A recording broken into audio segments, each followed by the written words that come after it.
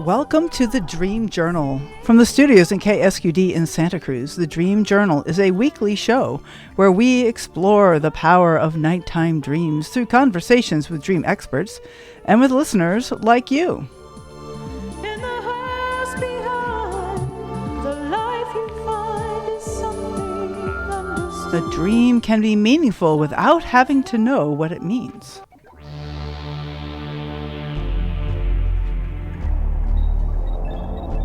Can doing your personal dream work really improve the world?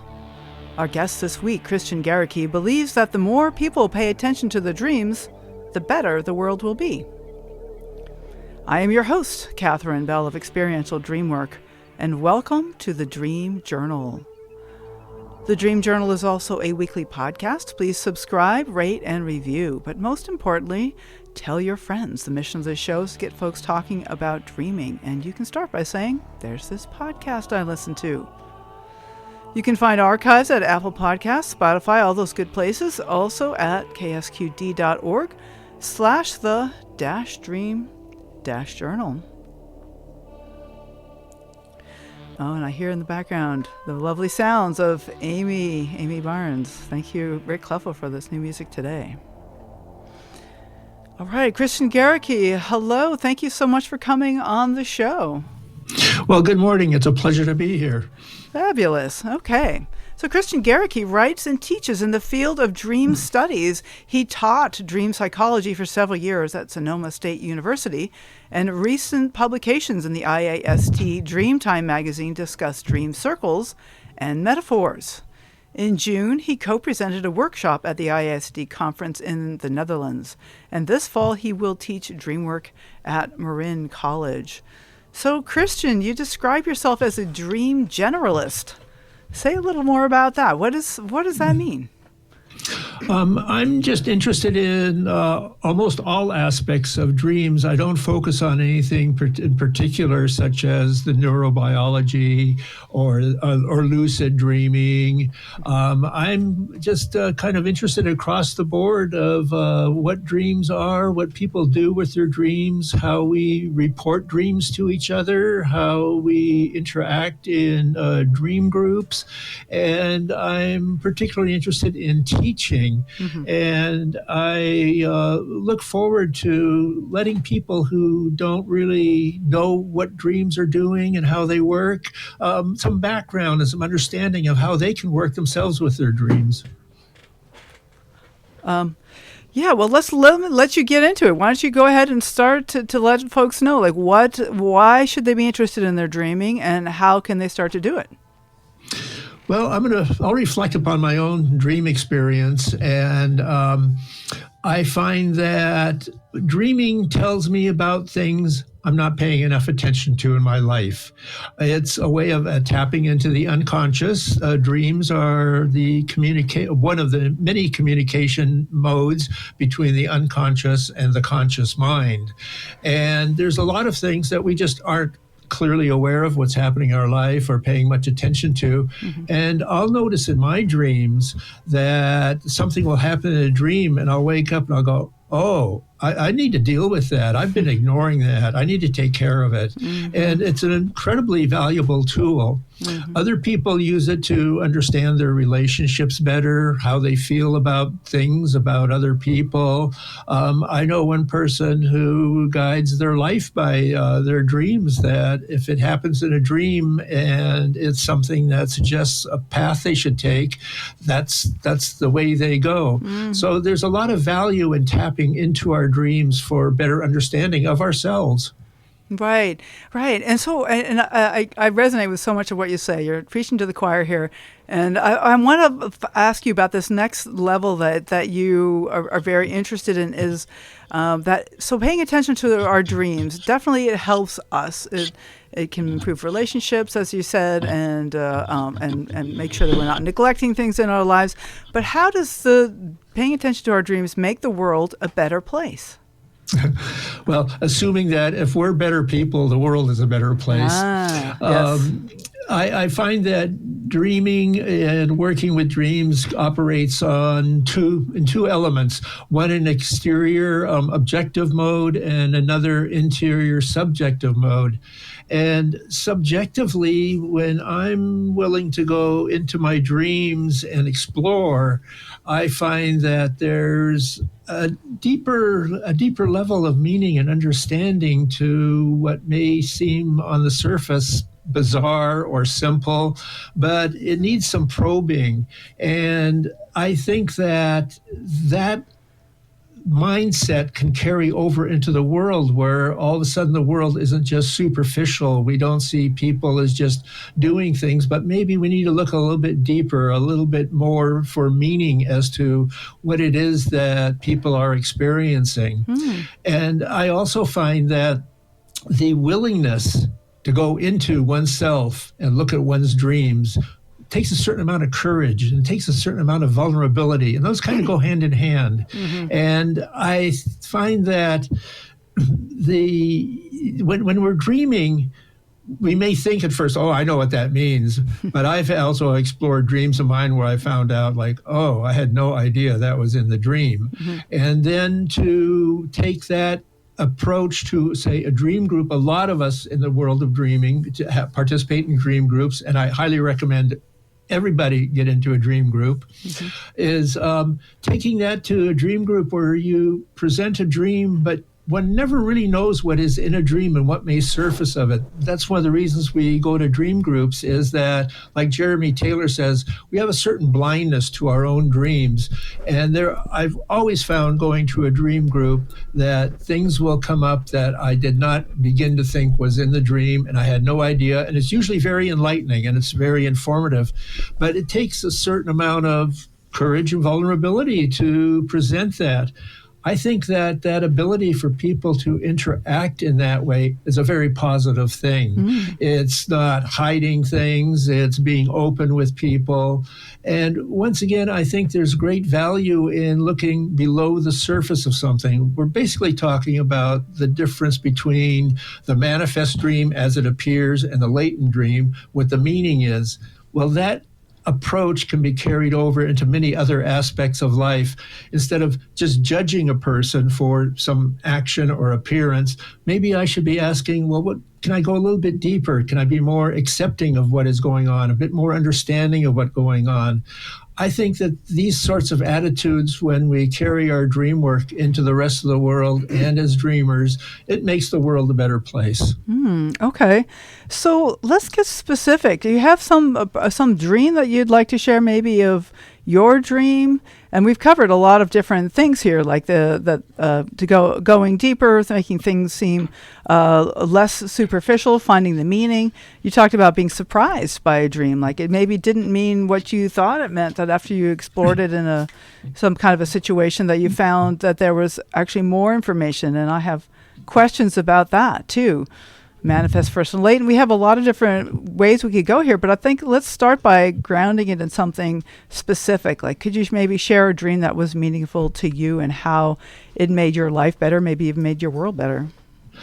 Yes, I do have a dream. It's one of my favorites. But before I mention the dream, I'd like to read a quote from James Hillman in his book, Dream Animals. Sure.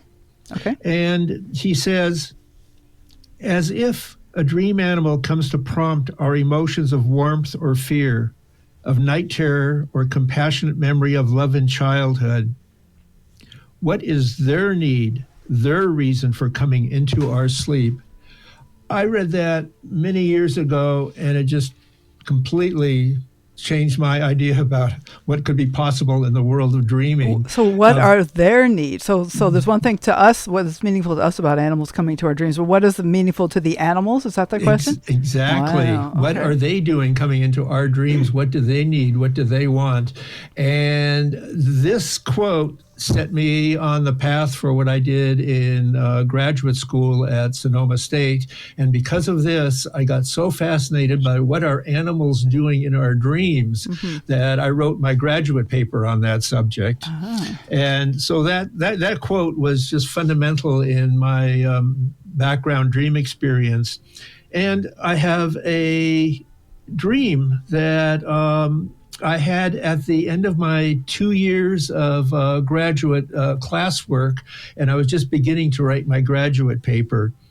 And this was about 9-10 years ago. And the dream is entitled, "A Mouse Needs Help." I am walking, and there are several mice. As I continue walking, one of the mice is following along to my left. I finally realize it is trying to connect with me, to get my attention. I vaguely notice it has something tightly wrapped around its neck. I ask if it needs help, and it answers, "Yes," in a very high-pitched, almost electronic sound, but clearly understandable voice. The mouse is now in front, facing me. I reach down to look at what is wrapped around its neck, and it is on very tight and should not be there. I start to remove it, which reminds me of the small Velcro type of strap used to bind electric cords. End of dream. And that was a very exciting dream to have that come just as I'm launching into writing a major paper on animals in dreams. And an animal actually talking to me in a dream, that was just incredibly exciting. And needing my help, which is just like the quote from Hillman that you just did of what are animals getting from us. Exactly. Yes. And for me, the dream, it meant a couple of things. One is that the mouse, like a mouse computer mouse, and it's choking, and I got the feeling of our electronic world is choking us and preventing us from being the beings that we are.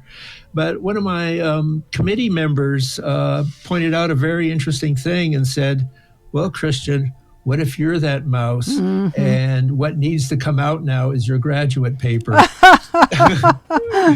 And so I thought that was a great comment. That's great. And that resonate with you too, that there was some way that you felt that was like, I did. That's a great example of somebody else commenting on the dream. I hadn't even got that, and I immediately had the classic aha. I went, "Oh yes, absolutely, that resonates." Right. Because there's something that when we see things in a certain way, we see a dream moment especially, that, even a waking life moment. I love how you tie that to waking lives. And that it's like, I never saw that before. But why do you think dreams are so round the bush? Like, why wouldn't it be you yourself who was choking? Instead, it was a mouse in the dream. Do you have any sense of why why dreams do that? They speak in metaphor. I know they speak in kind of symbols and roundabout hints. Exactly. Metaphor is, for me, the secret access understanding of dreams, and we've been dreaming. Mammals. It's been shown that mammals are dreaming, and mammals have been around for 280 million years or something like that. Yep. And so we can assume that early humans dreamt. And human beings have at least the initial beginning phases of indicating humans starts about 4 million years ago with Australopithecus. And so if mammals have been dreaming, we can assume that we as mammals have also always been dreaming. And how are mammals dreaming? Well, they're probably dreaming in images. They're not dreaming in language. They're not dreaming in a spoken word. If you reflect upon the way dogs interact, they wag their tails. That's an image that they're using to communicate. And so I think the image in the dreams is a very ancient mode of the unconscious communicating with the conscious mind. And one of the beautiful things about metaphors is that they operate on multiple levels. And a dream has one can go on almost forever with working on a dream, level after level of understanding. And that's an aspect of the metaphor. Jeremy Taylor in his Dreamwork book talks about there's at least 25 things going on in a dream at any one time. Well, I think that's a little bit overdone, but I generally agree with him. It's my experience that when doing dream work in a dream group, the multiple perspectives that come out are not mutually exclusive. There is not just one approach to this. And we consider the metaphor for having, I think, that value of being multi-level. Metaphor is a subset of symbols. Sign is another subset of symbols. Take a stop sign, for example. It's basically telling you one thing, stop. There's something coming up and you got to stop. There might be all kinds of subtext, like you're going to get a fine if you don't, or it's dangerous, but that's not the point of the sign. A metaphor, you can just go on and on. It means this. The color green could mean growth. It could mean a plant. It could mean the color you painted your house. It could refer to a childhood experience. You could go on and on with what's happening in a dream. And that's why I think the images operate as metaphor. There's an amazing amount of information packed into any one image in a dream. Mm-hmm. So true. I often think of dreams as poetic, and that there's layers and layers of meaning. And that there's layers of metaphor. In fact, like the mouse, I'm thinking of the mouse in your dream. There's the computer mouse, but there's also the mouse that lives in the walls, and the mouse that kind of nibbles away at things when we're sleeping. So there's because they eat a lot at night. So that brings to me like a dream thing, because they're nocturnal.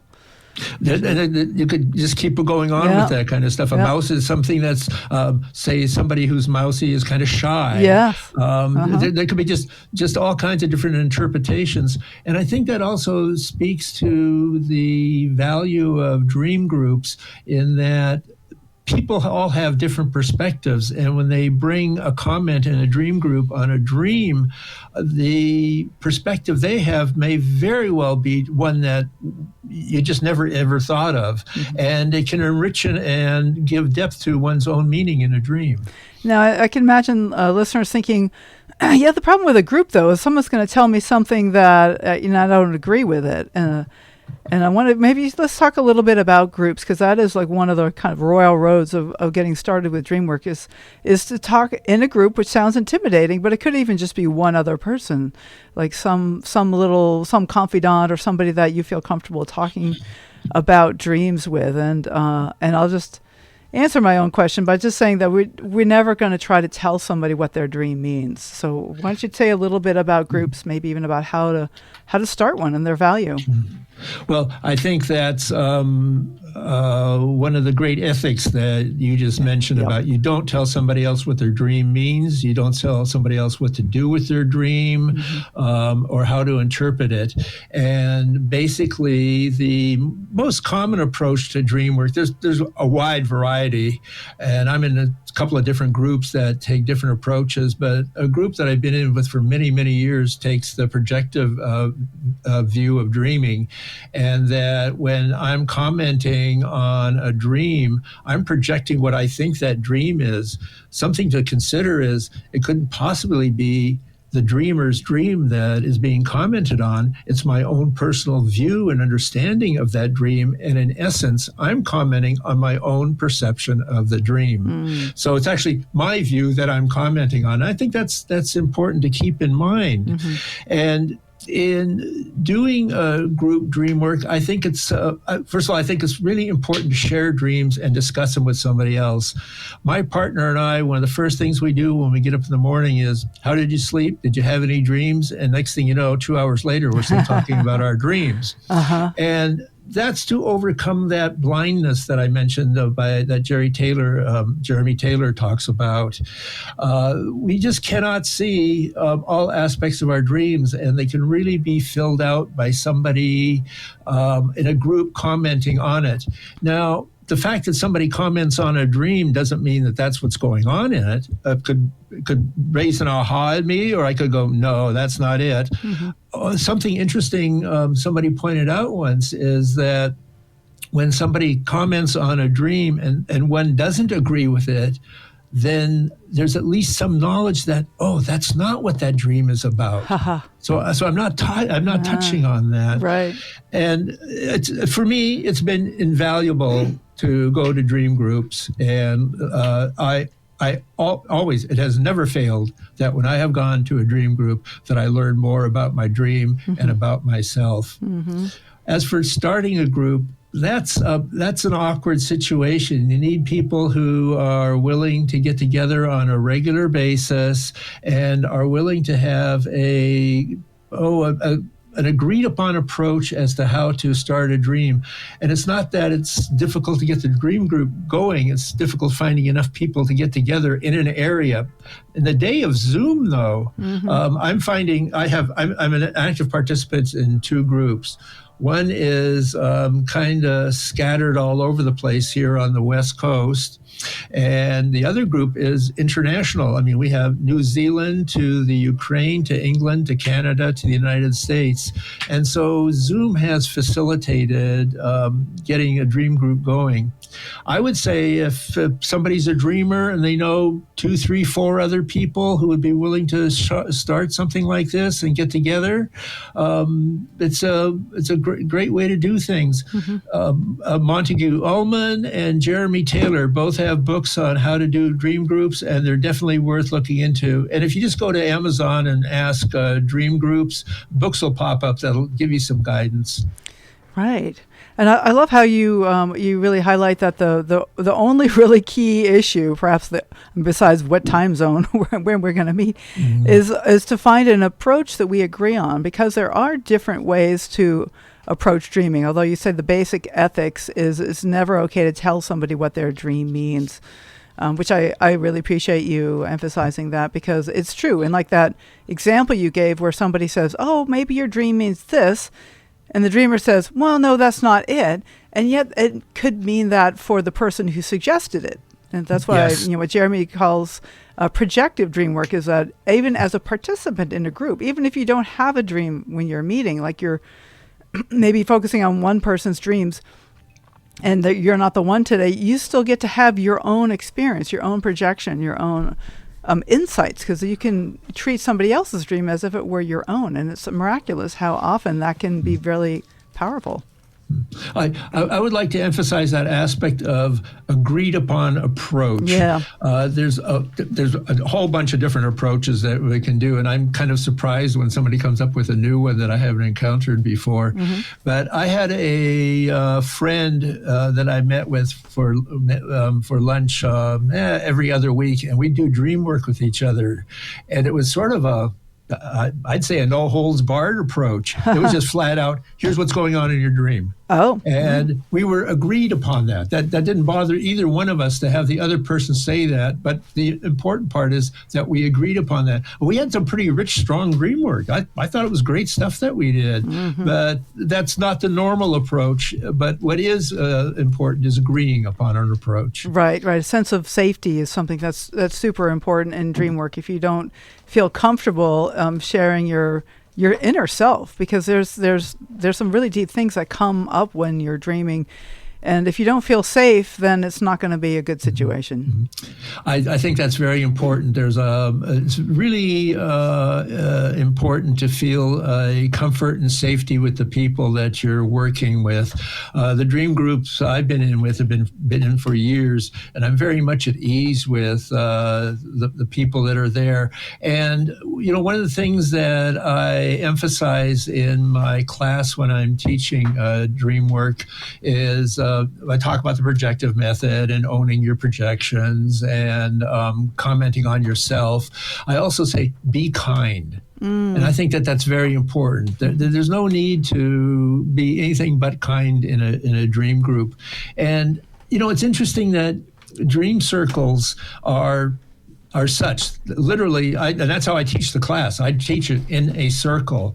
And it's interesting that the circle actually gives rise to feelings of comfort and safety. And it's one of the best reasons I can think of for having the dream group meet in a circle. It's definitely, there's a sense of community that I've often felt in dream work. and groups in particular, that there's like a sense that I'm in a community, I can function in community, and it's sort of practice. It's, in some ways, it's like even the thing of not telling someone what their dream means, like that can carry over to like the next day, me not telling somebody what to do about the situation in their life. But I could say, well, if it were my situation, maybe I would do this, which is much less directive than saying, well, you should do that. So exactly. That's a beautiful example of how dreaming makes the world better. Yeah.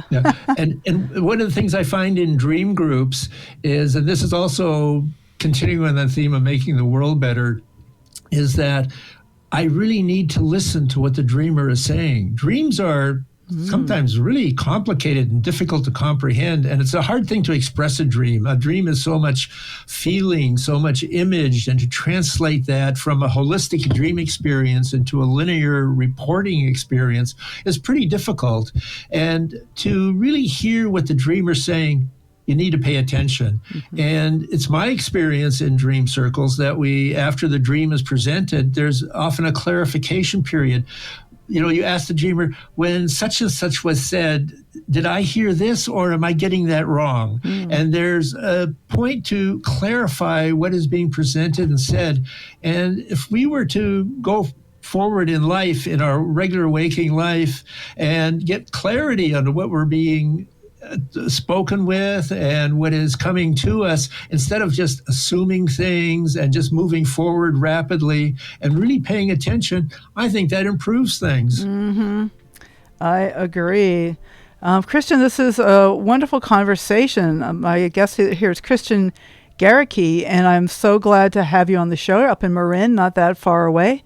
And we're going to take a short break, and we'll be back, talk a lot more about dreams. I want to get into latent versus manifest, and maybe a little bit about associations and amplification. Okay, great. Good. All right. So we are broadcast live from the KSQD studios in Santa Cruz and co-broadcast live in San Jose by KCXU.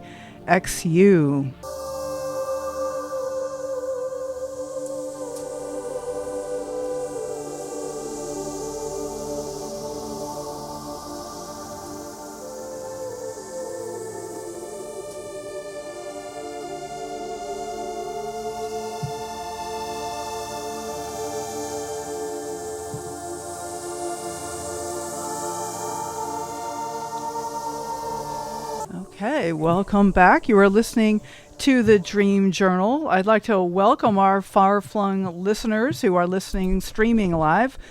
We have lots of people from California. We have down to McKinleyville, Yountville. We also have Olympia, Washington, Duncan, British Columbia, San Antonio, Texas, and Ashburn, Virginia. I'm glad that you are listening to the Dream Journal. So I want to say that you can check us out on Instagram and Facebook, and by following hashtag The Dream Journal. I post announcements about upcoming shows and occasional shareables and other interesting information at hashtag The Dream Journal. So our name is Catherine Bell, and our guest today is Christian Gerike. We have a caller on the line. All right. Hello, caller. Hi. I have a dream that I wanted to share. Oh, wonderful. What's your name and where are you calling from? Thanks for calling in. My name is Cynthia, and I'm from Sebastopol. Okay. Wonderful. Thank you, Cynthia. So I would love to hear your dream. Okay. So I've been kidnapped and taken to a retreat center where I'm being held against my will. I see an old friend who's eating at a table, and I consider joining her, but she looks like she wants to be there, so I sit with disaffected youth, which I think is just such a funny thing. Disaffected youth. Oh, interesting. Okay. And then a guy tries to tell me how to leave, and I can see his mouth moving, but I can't hear him or understand what he's saying. And then there's another scene where I'm sitting outside watching like a projected screen, and there's sort of this cartoonish-like people, I guess, are playing, and they're saying things, and I can't understand what they're saying. And I'm afraid I'm being hypnotized. I also notice that it's not very well done, so it's sort of engaging my critique, and then I pull back on that because I don't want to get engaged because I want to remember that I'm there against my will. Okay. Then I wake up, I write the dream down, and I go back into the dream. And then 2 young men are being chased down the hall, and I'm wondering how they're going to get out. And I'm wondering, will they let me go? Can I call 911? Then I see a staff member that I like, and I wonder, does she know what's going on here? And I wonder how many of us are being held against their will, because it's obvious that some people are enjoying themselves. Oh. And Okay. then I walk around and I see a fabric artist who's working. She has her back to me. And I see a cook who's doing a collaboration with chain fast food restaurant like KFC.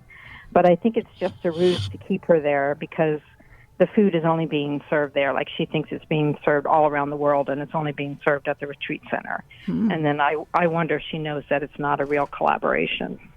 That's the dream. Thank you, Cynthia. So, so Christian, do you want to ask some questions, or sort of like, so what happens? Like we're talking about dream groups, and like you got your group, you're together on Zoom or in person, and then someone says a dream. What happens next? Well, generally, the way it goes is the dream is presented. Yep. My preferred way, when I can, presenting a dream is to actually write it all up and hand it out. Oh. And sometimes I put some graphics that come to my mind while working on the dream. And after the dream's been presented, usually there's a point where people go, well, I didn't quite understand what was said about this, or how did you feel when you woke up? And then the dreams will often be, the dream group will often ask questions like, well, the number 7 came up. Well, what why don't you go ahead? happened 7? Why don't you go ahead and apply this to Cynthia's dream? I didn't hear her dream. You didn't hear her dream? You can't hear her? Oh, no. No, Oh, I you didn't can't hear that. Cynthia at all? Okay, this is a problem on our side. I don't know what's going on. I'm so sorry. So let me summarize. Well, then Okay. I'll summarize and start asking some questions. And so my understanding, Cynthia, is that, and you correct me if I get this wrong, but this is that I'm going to a retreat center, and there were the biggest theme that I kept seeing was that I'm there against my will, and that I don't want to be there. And I'm wondering how many of the other people there are also against their being there, held against their will, and yet there are some people there who are enjoying themselves. Yeah. Yeah. Okay. Yeah, and I'm kidnapped. That's a big piece I'm of it, too. kidnapped. That's I a was big. kidnapped and taken there. Yeah. Okay. So I was kidding. I was not did not chose to be there at all. So. I mean, I guess my first kind of question about that would be that how is that familiar from waking life somehow? Are there things that happen in my life that are against my will, that I feel like I'm being kidnapped? Well, I just got laid off from my job, so I did think of that. Oh, I got laid off from my job. So I'm on retreat. Oh, it's kind of enforced retreat. Oh, no. Okay. Yeah, that resonates with me. And so that comes up for you. That would be a retreat that I didn't really mean to be on a retreat. Well, I'm sorry that happened, Cynthia. That can be very turbulent. And yet it's interesting that there are some people in this dream who are enjoying themselves. And I am, I'm really taken by that. I'm really kind of curious about that. Like is there a part of me that, because if the other parts of the dream are also part of me, is there a part of me who's also kind of enjoying not being at that job, but being in this? Absolutely. Yes. Okay. Okay. And so there's what was it? I'm sitting with a disaffected youth. Was that the phrase that you? That was the phrase. Yeah. I am sitting with a disaffected youth. So. It's interesting that this is like, is there a part of me that is that disaffected, that doesn't feel at ease and doesn't feel comfortable? Not usually. Not usually. No, I'm pretty optimistic, positive person. So, tend to be optimistic. Yeah, I wouldn't think of that as a part of myself, but obviously I'm sitting with them, so it must be. Right. Well, so even though it's not how you usually think of yourself, what is it like to kind of maybe imagine being one of those disaffected youths? I mean, one of the ways that I work with dreams in groups and also in one-on-one sessions is to kind of imagine myself as the different parts of the dream. So, Cynthia, what would it be like to be one of those disaffected youth? And so I'm curious what comes up for you there. I guess freedom. Freedom. In a certain way. Like just the freedom of not caring. Okay. The freedom of not caring. Wow. Okay. Am I someone that cares a lot about things? Yeah. Okay. Yeah. Oh. Yeah, so bringing some tenderness to the how talk about making the world a better place. Like if you care a lot about things, then probably I would be the kind of person who takes things seriously and and wanting to make a difference. And yet maybe part of me also wants that freedom of not caring. Wants a break. Yeah, I need a break. And here I am at this retreat center, kidnapped against my will. The word kidnapped really caught my attention. Yeah. And dreams love to pun. Yeah. And I like to take words apart in dreams, and I'd like to turn this word into kid and napped. So that makes me wonder, am I experiencing something in this dream and therefore in my waking life that reminds me about when I was a kid? Is there some connection there to something I experienced as a younger person? And napped, playing on the word nap as in sleeping. And is there something still sleeping inside of me that wants to wake up to this information, to this understanding? Oh, I just got chills, Christian. That was awesome. Okay, she's saying she just got chills. So you got a big hit there, Christian. Yeah, they kidnapped the child, and what am I asleep to? Yeah. What is still sleeping inside? Yeah. Yeah. That's great. Wonderful. And then there was this whole piece about a cook at the end who thinks he's cooking for a like this large corporation. The food's going to go out to all kinds of different places, but in fact, it's kind of a trick, and all the food's going to stay right here at the retreat center. Is that right, Cynthia? Yeah, that's right. Okay. So in the light of this thing of relating it to being laid off, does something come up for you there around that, Cynthia? Well, it was making me, that along with the artist was making, because I'm a writer, and that along with the artist was making me think about sort of the relationship between art and commerce. Oh, the relationship between art and commerce. Yeah, that's what I thought of with the cook.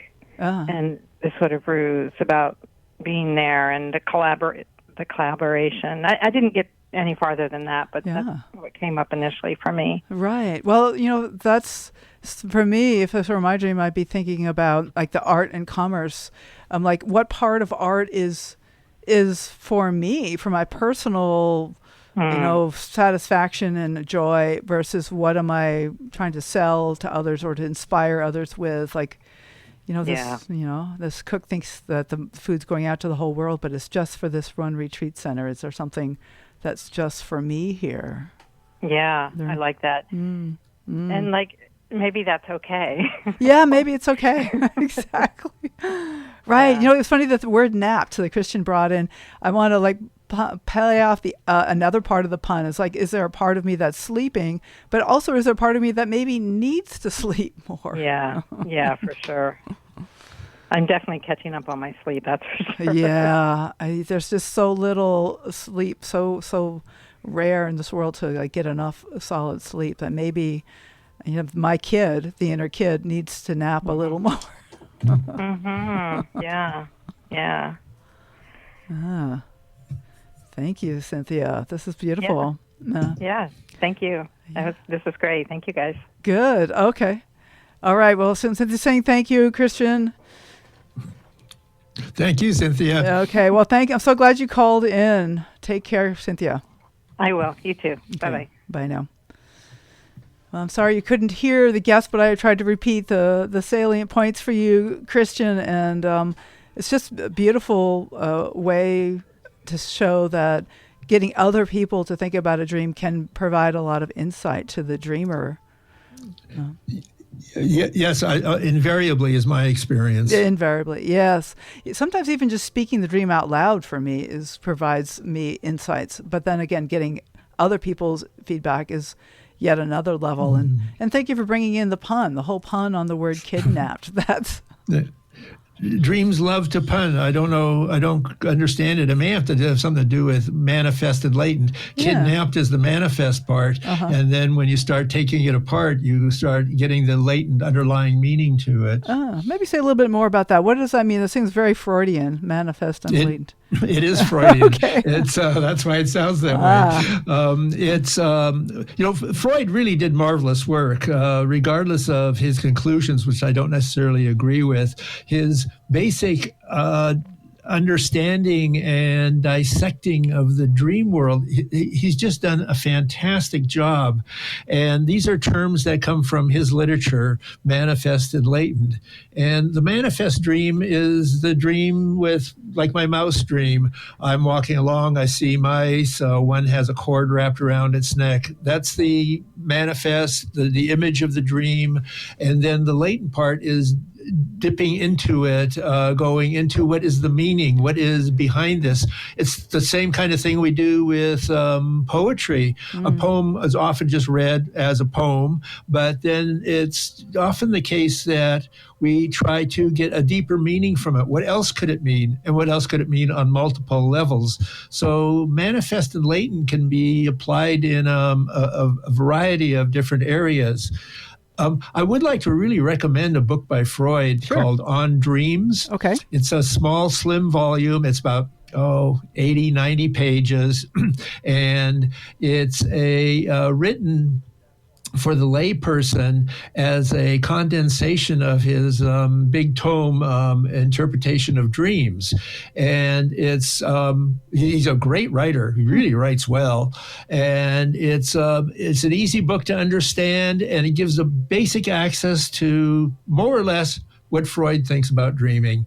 And he's got great terminology such as manifest and latent, and discusses that kind of thing. And I think it's one of the his Freudian work is clearly, along with Jung, they're the fundamental pioneers of modern psychological dream work. And I think going back and reading those people is really worthwhile.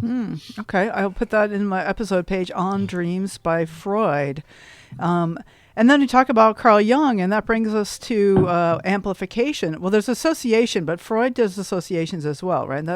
Yes, Freud. That's what psychoanalysis for Freud is association. And that's like the example that Cynthia's dream that she immediately thought of, that she had just been laid off, and so that would be an association, right? Something that comes to mind from waking life, right? Yes. Okay. And then tell me a little bit about amplification. That's something I've always wondered about. What does that really mean? I know it means to make something bigger, but what? Right. Well, let's go back to association for just a second. Please. And association is an interior process. It's what I associate with something. So I have a symbol in a dream, and I associate, in Cynthia's case, it was associated with being laid off. And in the mouse case, I associated that with possibly, after the committee member spoke up, with my own experience of what I'm trying to express. But in amplification, it's an exterior experience. And what we're doing in amplifying, and this is the way I always describe it, I'm trying to make the dream louder and bigger. And when I amplify it, I look around as to what in the world may give me some insight to the dream. I could look up something in a dictionary. I could look up something in an encyclopedia. I might do a Google search. I might read a myth that kind of feels like that myth I read a while back. Or I might read a poem, or I might go listen to some music, anything that could bring more to the dream. And that's the key there, amplify more. And also, we're going to move probably into archetypes then, which is common. Basically, it's as simple as I can put it, it's a very difficult concept. Simple as I can put it is it's a basic human experience that we all have. And so as I look around and, say, using mythology as an example, I'll use the hero's journey as a common concept, that this is something that appears in myths all around the world because it's such a basic human experience. And if I'm reading some other myth from another culture, and it resonates with me that, I'm starting to feel like this is the hero that's being talked about. Oh, I think maybe I was a hero in my own dream. I've brought something in from another culture, another time period, another media to explain and help me understand something in my own dream. Okay, and so then you can start to maybe look at those myths for elements that you may be experiencing as well. So if some archetype is showing up in your dream, then maybe other archetypes from the stories will also show up. Is that part of the idea? This stuff is all connected. So yes, that's definitely one way of looking at it. One thing will lead to another, and there's a lot of interconnection with these things. Okay. There's another topic that I love this. This is great. We're just going through all these really important foundations of dreaming. Another thing that you mentioned that you were interested in is other cultures, and how they approach dreaming and sleeping. And I wonder if you'd like to say a little bit about that. Oh, I just love other cultures. I just greatly appreciate the diversity and richness of the world. My background, my first career was doing anthropological work. I was an anthropologist. And I brought that into my interests in the dream world. And I'm regularly looking at way other cultures dream. And they drew it very differently than we do. Some cultures, we were talking earlier about the respecting the dreamer, not telling them what to do, right, or what their dream means. In some cultures, one doesn't work with their own dreams and takes it to a shaman, and the shaman will tell you what your dream meant. And that's a very different approach that we have. So we can see that different cultures do approach this stuff differently. One of my favorites is the Iroquois, and they have a process whereby it's sort of like, it's almost like our Halloween, but they go around at a certain time of the year and they'll go to somebody else's house and they will say, "You need to interpret my dream." And it's and then the person interprets it, and often, depending on what the dream is about, the community may actually take action to have the dream fulfilled. My favorite example is a woman who dreamed about a cornfield, and the Iroquois community decided that you need your own patch of ground to be growing things. And they created a patch of ground for her. They created a garden. And when they were done, she had her own cornfield. So that's very different than how we go about dreaming. And in some other cultures, it's regularly the case that the community will get up in the morning and they will sit around the morning and discuss each other's dreams during the day, before the day. And it gives them guidance on what to do and how to go about the day. So we're sort of we're not really a dreaming culture. Some of these other cultures I would call them dreaming cultures, in that the dream is absolutely fundamental to the way they go about pursuing their lives.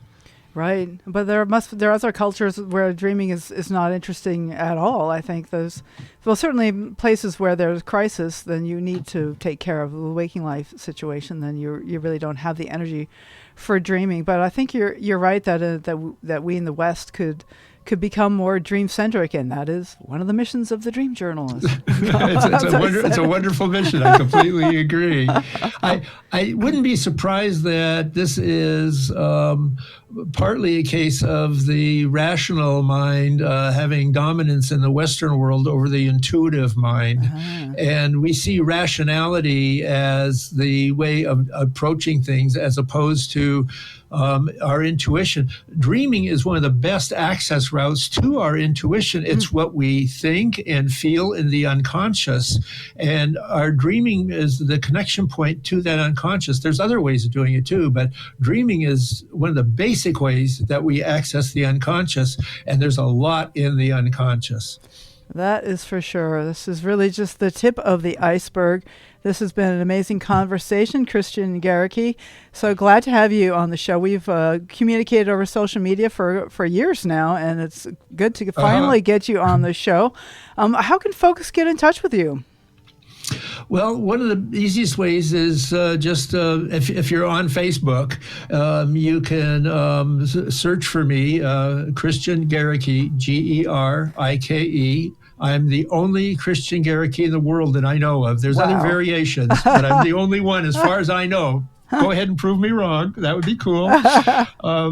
And then I do have a Facebook page called California Dreaming, and you could search on that, and it would be wonderful for anybody that would like to join the page. And we talk about dreams. I present Monday through Thursday information about dreams. As a regular item, and then when I get inspired, I'll post some other stuff there. And other people announce events, such as Dream Journal is announced on California Dreaming, and people will announce various events and programs they have. And it's a lively, active page. And I'd love to have anybody that would like to join. Excellent. Thank you so much, Christian Gerike. One last invitation is: do you have any final encouragements for our listeners? When you wake up next morning, immediately think about what you dreamt about. Aha, that's a good one. Thank you. And then write it down, right? And then write it down, yes. Record it in some way. Absolutely, yes. Christian Gerike, this has been a pleasure. Take care. I hope to be in touch. Well, thank you very much, and I greatly enjoyed being here. Okay, thanks so much. Okay, goodbye. Bye now. So thank you so much for listening. The Dream Journal is produced at the studios of KSQD in Santa Cruz. We are live every Saturday morning at 10 a.m. Pacific at ksqd.org. The podcast is released on the Monday after the show. It spreads interest in dreaming when you subscribe, rate, and review. I am Catherine Bell. You can find out about my dream coaching practice at experientialdreamwork.com. You can email me at catherine@ksqd.org. That's KATHERINE @ksqd.org. Also, please follow Experiential Dreamwork and hashtag the Dream Journal on Facebook and Instagram to find out about upcoming shows. I'd like to thank Rick Kleffel, Max Deaton, and the wonderful music during the show, and intro and outro pieces are also both by Mood Science. Tomorrow morning when you wake up, take a minute to write down your dream and bring it to the next Dream Journal. Had an old thought in the old town, waking up, feeling down, was what I learned in the old school. There's no